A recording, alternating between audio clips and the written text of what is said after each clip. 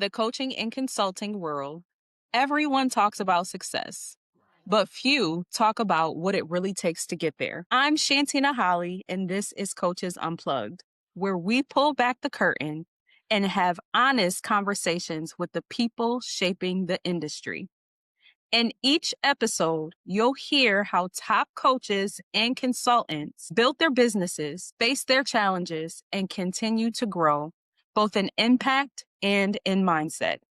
No fluff, no pretense, just real stories, real lessons, and real talk about what it takes to build something that lasts. Today on Coaches Unplugged, I'm really excited to welcome someone who brings a deeply people centered lens to the work of consulting. With over 20 years of experience across Fortune 100 companies, private equity firms, and high growth startups, she's led talent strategy, leadership development, executive coaching, and DEI initiatives, often stepping in during moments of real change and complexity. She founded Key Strategies to partner with values driven consultants and leaders who want to lead with intention, communicate with clarity, and build cultures where people and the work can truly thrive. Please join me in welcoming Quiana Hollie, founder and principal of Key Strategies. Welcome to the show, Quiana. Thank you so much, Martina. It's so lovely to be here, and thank you for that impressive introduction. Yes, thank you. We are going to dive into all the transitions and things that led to your success. But can you tell our listeners, start off by telling us what drew you to this particular field? Interestingly enough, so I actually began in early developmental psychology. So my initial dream, and it's still a passion of mine, was to go into child psychiatry. Now, what I quickly found was that I did not have the constitution to be able to deal with those types of challenges at that age level. I know I still loved psychology. I loved how, people thought and worked and, how their brains made them do what they do. But I know I could not do it with children. So I pivoted to industrial organizational psychology, which is how people behave and think at work. So similar vein, but different population. It had just enough distance to give me enough to be able to show up as efficient and effective in the work that I do. So ever since then, yeah, I've been in this space in some shape or form, hoping to be able to help and support as many people as I can with the expertise that I bring. That's great. We've talked to many folks in this field who have a plethora of experiences that led them here. You don't have to have a specific path to reach where you are now. And I'm curious to know what you worked in a corporate capacity. What was your motivation to take the leap and become a founder? Yeah, I had been doing corporate now for, wow, a little bit more than 20 years at this point. And it's been an environment that I always felt very comfortable and natural to me. I think at this stage and phase of my life, it was more so about wanting to be able to have a bit more ownership in the type of work that I did, the people that I worked with, the places where I focused my energy and being able to have flexibility as I think through, the phase of life where you have aging parents and other commitments. What I loved most was being able to do the work that really calls to me in a way that feels authentic and flexible to both my personal and professional needs. Yeah, that's great. And I have a follow-up question for you, Kiana. What do a lot of different guests have they're in this vein of consulting, coaching, and training. And each of them have said that the role of a consultant, the role of a trainer, the role of a coach can be similar, but they also have very big differences. From your perspective, what do you think the differences are for each of those veins, and where do you feel you thrive the most? Yeah. So with Key Strategies, my primary focus is on consulting. However, I also do executive coaching, which I've been doing now for about 20 years. When I think about the key differences, when I am consulting with someone, I am trying to help them solve a problem. there's a problem with the organization, there's a problem that they're having specifically with their leadership team. There might be an individual problem that someone is having. I'm specifically there to help them troubleshoot and problem solve a specific challenge that they have. Now, when I'm doing executive coaching, I can be doing the same thing in that I'm trying to help them solve an issue or a challenge. But with that, it's much less leading from behind rather than providing a solution. I am really going to be a thought partner to that person or that team of individuals that I might be coaching to help them really be reflective and thoughtful and think about the reasons why they might either be stuck or have trouble navigating whatever is the challenge before them. So in Mhm. that way where I think about myself as consultant where you're paying me to help you solve something. For coaching, we're partnering to really help you think through how to get unstuck. And I'm leading from the behind and you are coming to that conversation with, ways that you can improve or move forward and grow. Yeah, that is the theme that we receive from a lot of the guests that we talk to, that coaching really is taking a step back and not giving the answer, but allowing that particular client or team come to the answer, troubleshoot themselves and giving them the motivation or the push to do so. And it's tough to do that, especially when you wear both hats, because you Mhm. can, it can feel so familiar and so much easier to just say, hey, I think you should do this. But when you do that, what's that old idiom? If you, teach someone to fish, they can feed themselves forever. So if you Mhm. come to that own solution on your own, it's much more likely that you'll be motivated to be able to do it, and that you'll be able to do it on your own once I, as a coach, have gone away. Nice. Yeah. And what does a typical day look like for you at Key Strategies when you're wearing your consulting hat versus when you're wearing your executive coaching hat? Yeah, that's so interesting and so great about having been able to be out on my own is that I haven't yet had a typical day, and that's what I love, the differences and the variances and the variety of things that I can work on throughout a given day. I think it really depends on the time of year, the things Mhm. that are happening with my clients or the industries that I'm working with. Given that we're like right now in December, end of year, we're just on the other side of budgeting. So budgeting has closed Mhm. down. People are all getting into that holiday frame of spirit. Things have slowed down, and the work that I have been doing has been really focused on team offsites, leadership Mm. offsites. So really gearing up and thinking about, what are the people, the resources, the things that you need to have in line now to make sure that you as an organization or a leadership team can hit the ground running in 2026.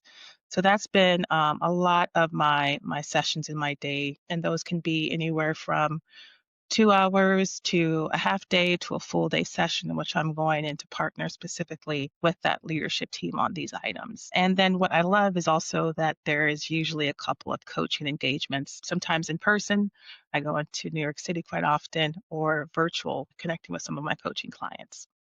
Nice. And can you explain for our audience, as a founder, what is your role in Key Strategies and how do you push the needle forward as the founder of Key Strategies? Yeah, having found key strategies, what I've really intended the company to be able to do is to work with organizations, leadership teams, and individuals to really help them through partnering with leadership development, any major navigation of transition or change that they might be coming up against, making sure that they're making the right decisions and Mhm. really thinking about their decision making, and really being able to help support them for a place that is foundational to have performance both professionally and personally. Mhm. I am interested in learning more so about the industry overall from your perspective. What kind of challenges are they facing right now today in 2025? Mm, yeah, it's interesting. What I've noticed, since I've launched Key Strategies is that this year I've seen a lot more people doing the same. So what I've noticed is an increased need to really be able to differentiate and carve out your own niche as to what separates you from the next consultant or coach who is in the market. I think another trend has been this focus on AI and how Mhm. do organizations really think about leveraging it. I received questions from leaders who asked me like, okay, so I want you to come in and I want you to train my people up on AI. And it's like, okay, well, what does that mean? Do you want Mhm. them to be able to use it? Is it a specific team that you're looking for? Do you want to think about it as an innovation driver? So really helping people narrow down some of those things has been integral to that work. And I also think there's some education and some trends around, also deciphering between, is AI always part of the solution? I think with the excitement around some of those things, people have started to over-rotate to using that without any real strategy or purpose behind how that work might take place. And with this rise of AI, you have people who know what they're doing, you have people who do Mhm. not know what they're doing, you have people who are terrified and worried about losing their jobs over it. Mhm. So, especially when I'm working with clients within that space, I try to make sure that I'm fully understood around what are your organizational goals and how does AI support that versus just doing AI for the Mhm. heck of doing AI. Right, right, because it's a buzz topic or something that people know that they have to prepare for, Mhm, but helping them understand that there needs to be a strategy behind it. Um, so there are kind of two things that I have some follow up for what you just stated. First is, how do you, as a founder, how do you define what your value propositions are in comparison to those? Like you said, the market is becoming flooded with consultants right mhm. now. What are some key value props that you can tell us about for key strategies? Yeah, I think the first one I could probably really speak to is the fact that because I've done this work for nearly 25 years now, within organizations, large Fortune 100 organizations, smaller organizations, different industries, different levels within the organization, I've seen the issues that happen when there's this great strategy that's been built, but there's been no thought or reason or plan given to how it's going to actually be carried out and executed. And Mhm. what I see as a differentiator when I think about key strategies is that I know how to both think through an effective strategy, but I also know how to translate that strategy into action. That's Mhm. practical. It is actually going to work. And that's not said to put down any of our broader or bigger management consulting firms, but sometimes they can come in and do a very, very big, very, very complex strategy for people that might not actually work for that organization or that leadership's team, culture, ways of working, internal processes, structure, what have you. So being able to have that practical lens and making sure that whatever we design and partner with together will actually work for you and your organization. I think another differentiator that I think about, especially as I've started to do this work more often, is my ability to really think through the different connections. And so, at the heart of key strategies and the work that I do, it's really important for me to make sure that there is a marrying of both the logic, Mhm.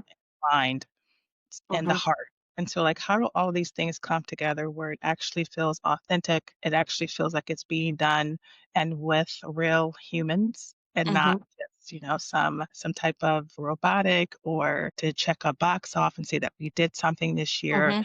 How can we really make sure that things that we're designing will actually matter most to the people that we are designing these solutions for? And I also bring that into my coaching. We're thinking about something that's really challenged for you. I want to know why it matters to you. I want to Mhm. know, if you aren't able to get this done, what do you expect might happen, and really get Mhm. to the heart of the individual. So I like to bring the heart of the workout in my work with key strategies as well. Those are some great points that you made, Kiana, and it actually sparked my thought process to a previous guest who said that this kind of work is so important and it's often hard to sell the value of it because there are so many um practitioners in this industry that essentially you're selling your voice, your thoughts, your ideas, your strategies, and it's not always transferable to a practical, tangible asset. This is something that a prospective client or a team might do away with first. And those who are able to translate their value in a tangible way are those that typically are the ones that have longevity. And that's essentially everything that you just said. So I think it just doubles down on that whole concept of this is an important industry for key leaders and for, a consultant to go in and help different businesses. But if you are not presenting your work in a way that translates to your audience about your value, unfortunately, in the mix of all the competition, you may essentially be left behind. So Mhm. it sounds like with your experience and everything that you are bringing into your founder role at Key Strategies, you are really making sure that you lead with those value props and lead with people first, a people centered approach. Definitely, definitely. And, for the folks who are in this field, I mean, you just summarized it so beautifully. It can be hard to have tangible ways to measure the effectiveness of our work. Hmm. And that's something I would like to think could also be another way that I think I can differentiate myself because I worked at organizations that really required you Hmm. to be able to produce and show, by having, done this leadership program for the last 9 months. What's been the effect of change? What's been behavior that we can measure? What are some tangible things that we can bring in? And so, in my work, it's very, very important for me to understand the systems and the processes so that Hmm. when we get to the other side of an engagement or a solution, I'm able to really track back and say, here's the impact, the effectiveness, the change that we were able to see based off what we did. Yeah. Yeah, and that's so important. I'm curious to find out from your perspective, Mhm. in what ways do you think the industry has changed and the challenges that you faced maybe 10, 15 years ago compared to the challenges that you face now? How have they I think business has continued to evolve and become more complex in Mhm. matrix. There's just much more things that you have to consider when you're running an organization as compared to even ten years ago. Mhm. The volatility, the uncertainty, I think about the VUCA, the world that we work within, I think will always challenge leaders and organizations to be 3, 4, 5, 6 steps ahead when we think about how to stay performing, how to stay ahead of competitors, how to Mhm. make sure that your business is performing for, your employees, your stakeholders, what have you. I also think that the pandemic had some significant changes on the way that we work, Mhm. businesses, just how people kind of live their lives. When Mhm. I think about all of these return to office initiatives, when I think about, remote based roles and the changes or the shortages or the differences that we're seeing there, when I think about some of the organizations on Wall Street moving back slowly but surely to 4 and or 5 days back in the office, and the Mhm. impact that's having on their ability to attract, retain high talent, quality talent,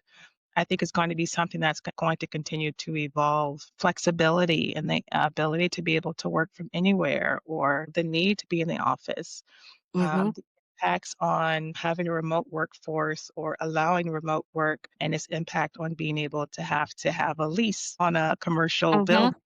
I think all of those things come into play and finding the right balance for your organization, for your culture around when you need people in the office, if you need people in the office versus allowing people to behave as adults and, Yeah. Yeah. getting the work done from wherever they are and creating infrastructure to allow that to happen, I think is going to continue to experience some ups and downs, at least for the next 2 to 3 years. Yeah. And I'm curious with the transition to remote work and the impacts of COVID. What has been some of the challenges that you have faced in your consulting work and also with coaching executives, trying to get through to them the importance of having to sometimes pivot or evolve with the market for those who are resistant to that change? How have you overcome those challenges? Does that question make sense? I think so. Are you asking that specifically in relation to remote work or? Yes, yes. Yeah, I mean, I think it can be difficult. It can be difficult to understand or get to the root of the problem as to why they see the importance of people in office or not. Mhm. And sometimes even just asking that question, flat out to some of my clients, it can be difficult to get a straight answer. It's like, oh, well, we want, productivity is lacking. And then I ask for the productivity numbers and they've actually gone up. And so it's like, okay, well, it's not that. So what is it? So even being able to get the clarity as to, why they see, um, why they feel either people should be in the office or if they allow for that flexibility. It can be so nuanced and different based off who I'm Yeah. talking to, which industry they're in, which city that they're Mhm. headquartered. There's so many things that come into the context there when you're having that conversation. So when I'm trying to not necessarily convince, but really make sure that whatever solution we're partnering to work towards aligns to their longer term goals, I'm always keeping them centered on that. Yeah. So what's your 3-year strategy? What's your 5-year strategy? Yeah. And what will be the impact of you requiring people to be back in office versus not? Yeah. And I'm curious, Kiana. I know remote work can be a hot topic, like you said, depending on who you're talking to and what their particular goals are. But I ask every guest on this podcast, I'm sure there are a plethora of things that you have to bring to light when dealing with your clients that they don't necessarily might want you to highlight or might be difficult for them to work through. How do you personally, how do you keep your mindset and your work strategy in a positive place to A, not get frustrated, and B, also make sure that the energy you're transferring to them helps them see the bigger picture? Because I'm sure that has to be difficult in this field. It can definitely be difficult, and I think it's something I am still a work in progress for. The frustrations, I think most certainly will continue to come. Mhm. And, I think back to your earlier question about, like, why did I make the pivot?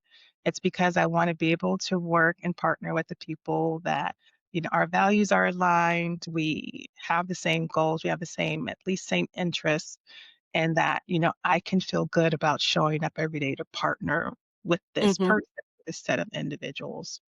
So when that's not aligned or I become frustrated because there is something that's tied to my values that is misaligned, it can be tough.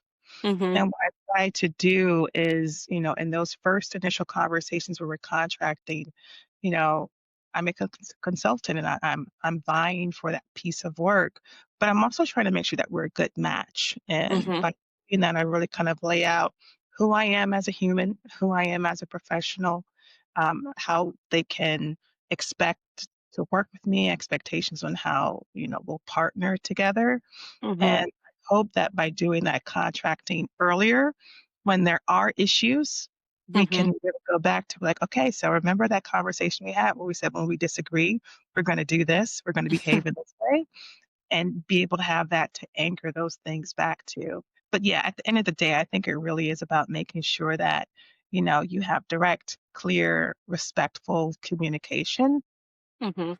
with your clients, with your coachees, and making sure that, when there is conflict to be managed, that you're addressing that head on and with courage. Yeah, that I think is important to level set in the beginning and set those expectations from the beginning so that future conversations you have something else to fall or you have a foundation to fall back on. So I'm very interested in hearing what you have seen or experienced as a female founder and, having to consult or coach. I'm sure, a very male dominated field, the C suite and executives. What has been your challenges and what have you been able to perhaps use to your advantage from your female perspective in your role? It's an interesting one. And the only reason why I'm pausing before I answer is I'm trying to decide if what I've experienced has been much different than what I experienced in corporate. Mhm. And I don't think that there's been much different now that I'm a consultant with, as a Mm, founder. I think it's kind of all the probably more stereotypical things that you hear around is do need to be more present? Do I need to be more effective in my communication? Are they speaking over me? Those types mhm. can come into play. I also think with the type of work that we do, and you kind of hinted at this earlier, when you kind of think about, everyone's really focused on efficiency. Mhm. Um, Industries across the board have been seeing layoffs and restructuring and terminations really kind of with the driving point to reduce costs. And Mhm. with that, a lot of this work is usually the first on the cutting board Yep, yeah. to go. And so I think as part of that, it's leadership development, it's training and development, it's the coaching piece, but it's also thinking about like manager development. It's Mhm. DEI work, which, can be really a very hot topic these days as we think Yeah. about some of those things. So when I'm working with organizations, working with leaders, specifically as a woman in this piece, those factors are always going to be important to me. And sometimes they're not always important to everyone. And I think that Mhm. kind of goes back to the contracting piece of what are you trying to solve for? You find your community, you find your circle, those that are aligned, those that are connected, you'll find each other in this space. They'll Mhm. come to Mhm. you. And that brings me to another question. What do you feel are the biggest misconceptions about this field or the work that you do? Probably less misconceptions about consulting. Although, even if I think about the differentiator question, being small boutique, I can do a lot more than some of the bigger firms. Mhm. But with consulting, sometimes you hear like, oh, they're consulted. It means they're going to give us this big, gorgeous plan, and then they're going to go away and Mhm. have to figure it out on our own. Um, Mhm.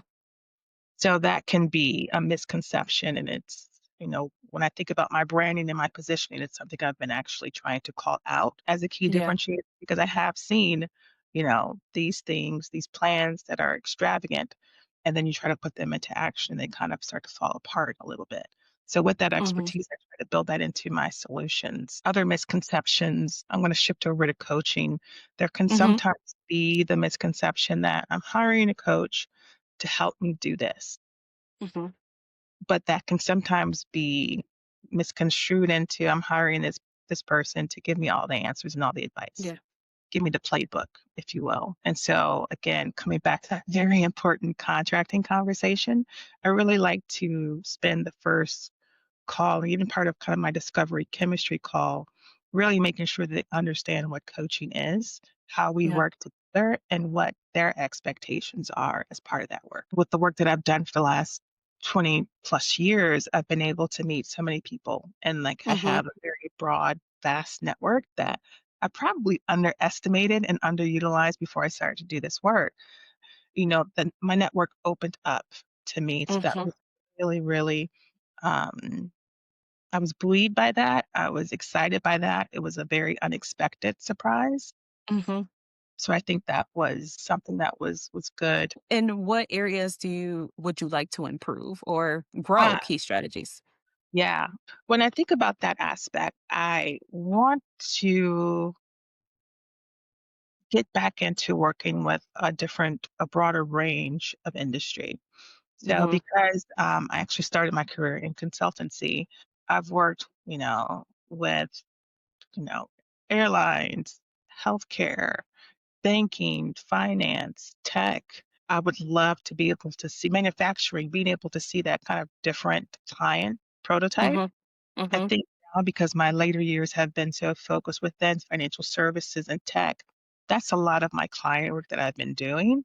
Mhm. I'm consulting with a lot of consulting companies too, which is ironic enough, but being able to cast that net a bit more broader because I do think, while the the root of the issue might be the same. It's always interesting for me to see how it might play out in a different industry. Yeah, I love that. You said some of your clients are in consulting, so you are branded as your favorite consultant's consultant. Like Yes, that is ma'am. a value that you may Sometimes want. it does work out that way. Yes. I want to go back to something you said about your network. Mhm. In someone who's coming up in this industry, or maybe even thinking about taking the leap of becoming a founder, I think the way that we build networks today is a lot more digital than it was before. And the idea, the whole word and concept of networking may make someone feel apprehensive or nervous about it. Can you talk to us about your strategies and ways that you network in today's age?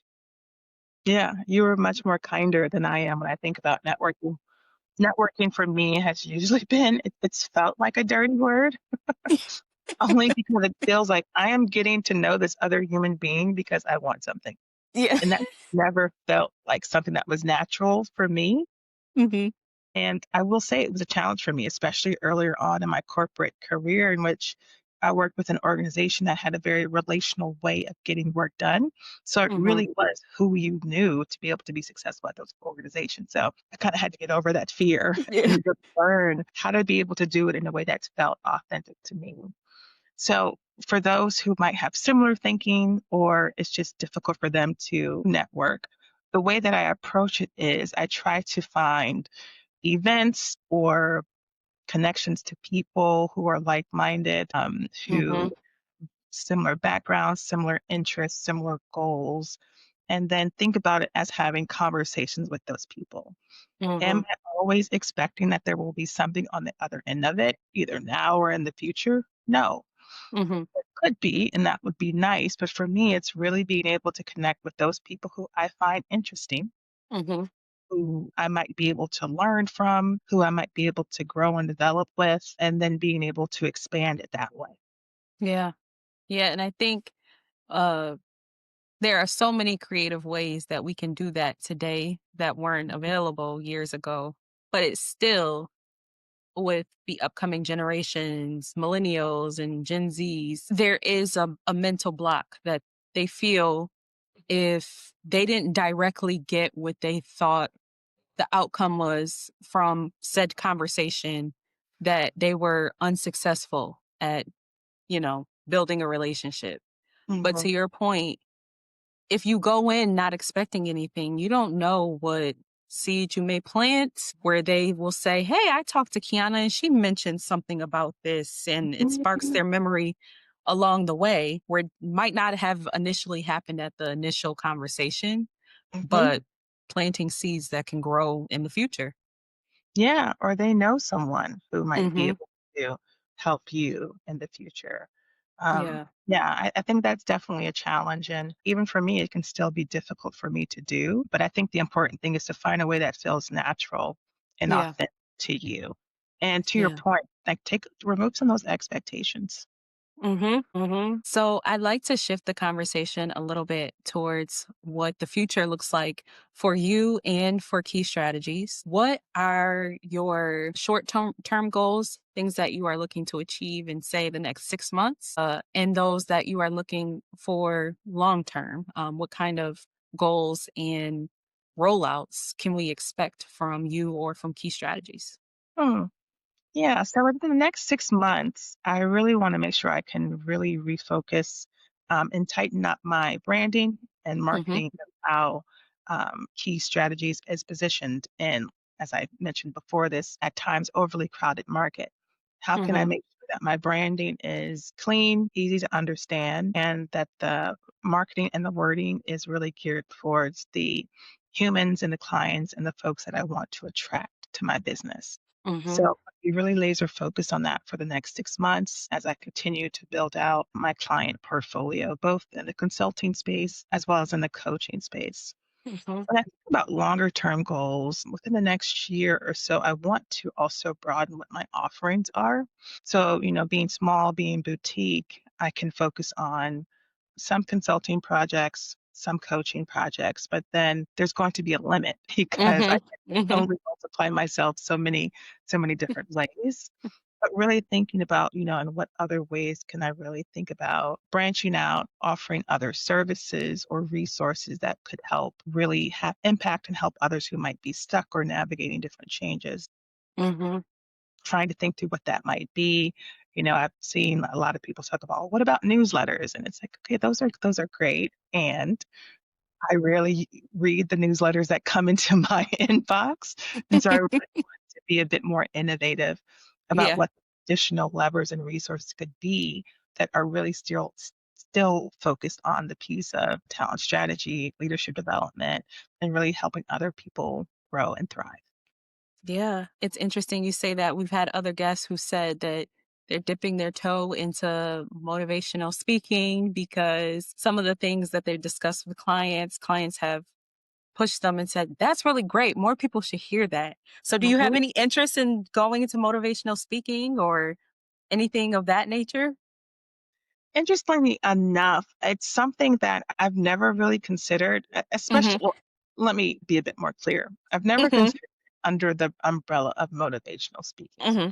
Now, for keynote speaking, I actually do that now. So if Hmm. someone wants to bring me in to talk about a specific topic, and sometimes there's a motivational aspect to that, Hmm. would I be opposed to it? No. But would I today call myself a motivational speaker? No. No, no, I would not. Maybe in the future. What advice do you have for someone who may be watching this right now, who's thinking about starting their own business, working for themselves? I know, just to back up a little bit, I know there's a lot of fear that comes with that. If you're working for a company or organization, you do not have to rely solely on your actions. I mean, you do for your actual work that you are pushing forward. But if you don't work and you're a founder, you don't eat.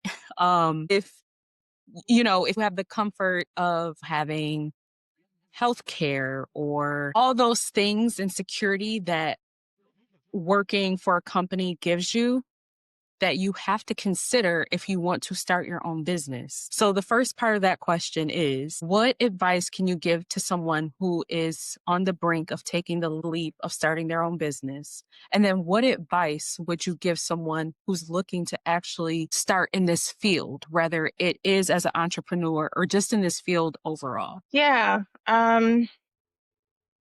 What I think I would probably lead with, because your piece around, some of the fear that really kind of keeps people stuck in that decision point of, do I go out on my own and start my own business or not? It can really be like a faux security, especially Hmm. if about, what's been happening in the industry and the market this year. Some people have been forced into that decision because they've been Yeah. laid off or terminated. Yeah. And so, not forsaking the fact that there is definitely some sense of security to be able to have, a corporate or organization job in which you're kind of working. You have your organization backed benefits and insurance, which Hmm. are very, very good. But then also bear in mind that that could go away just as Yeah. easily. I think for the folks who are nervous, and I was very nervous about it, is to think about in which ways can you get it going before you actually make the leap. Hmm. So test it out. What are the small little experiments that you might be able to do, while you're working your traditional 9 to 5 job to really kind of test and see if becoming an entrepreneur, starting your own business is actually for you. What are some work streams or some things that you can get going to kind of pressure test that this is the right decision for you? Hmm. What's the networking that you can do? Who can you go out and reach out to and meet as you think about endeavoring to start your own business? I would definitely say that would be something I would advise. Hmm. Trying to build up some type of portfolio, some type of client network before you actually leave the traditional. I think the way to approach it is you're thinking about turning that, what might initially start as supplementary income into your Hmm. main source of income and kind of flipping that ratio. And then your second question was specifically to folks who want to become leadership consultants and coaching. Yes. Yes. Correct. Yeah, I would think for that, educate yourself around like, what this industry and what this work actually is. Will you enjoy doing this type of work? Do you know enough about the differences between consultant and coaching and mentoring and all the other things that you could potentially do Mhm. to say that this is what you would like to do? There's so many different resources, books, podcasts, people that you can talk to just to get a bit better understanding of what this work is and what it might entail, Yeah. and also how to maybe even do it differently. Yeah. Yeah. Well, thank you, Kiana, for all of the insight and tips that you shared today. I think it'll be very valuable for our listeners. Can you please tell our listeners where they can connect with you, where they can follow you for your latest insights? Yes, of course. So my website is Quay Strategies. That is QUAY strategies.com. You can also find me on LinkedIn where you can learn more about me. You can also request my services there. And yeah, more to come. Wonderful. Thanks for everyone who listened today and for being a part of our conversation that's redefining what it means to grow, lead, and create impact. If today's episode resonated, please share it, follow along, and keep the energy moving forward because the future of coaching and consulting isn't written by chance, it's written by those who are willing to evolve. I'm Shantina Hollie, and until next time, keep building something extraordinary.